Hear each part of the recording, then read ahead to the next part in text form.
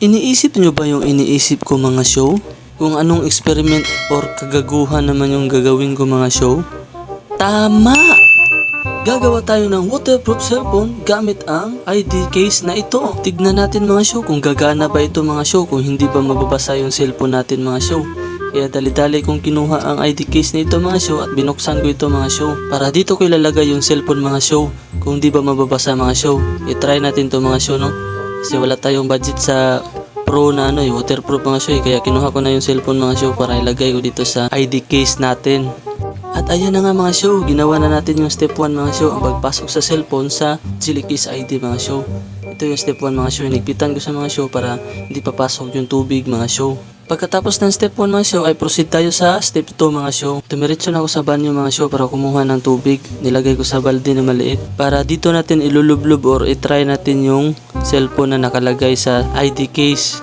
Titingnan natin mga show kung magiging perfect ba yung experiment natin. At kung talagang totoong hindi talaga papasukan ng tubig sa ilalim mga show yung ginagawang experiment natin ngayon mga show, ito yung gagamitin natin mga show para sa ating si adventure mga show. Kasi wala tayong budget sa pro Kaya nilublob ko na mga show yung cellphone na nakalagay sa ID case.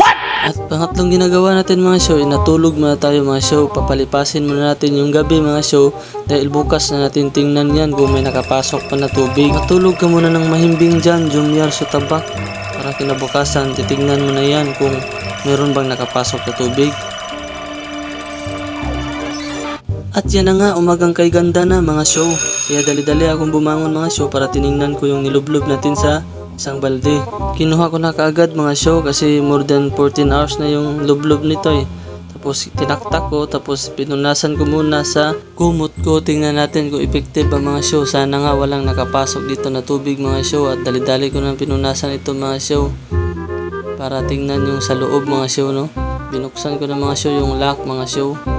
Saka tiningnan ko yung cellphone mga show kung may nakapasok pa. Wala, okay ba? Walang nakapasok na tubig. Uy, good. Effective talaga.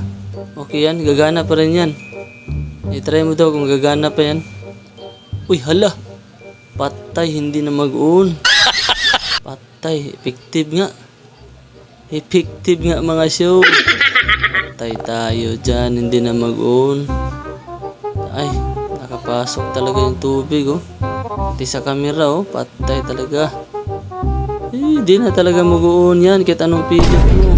Uy, putik, lalong hindi yan gagana kasi sinira mo na Tingnan mo nga yung resulta.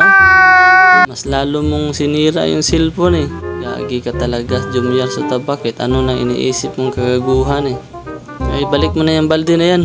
Paligo mo pa yan mamaya.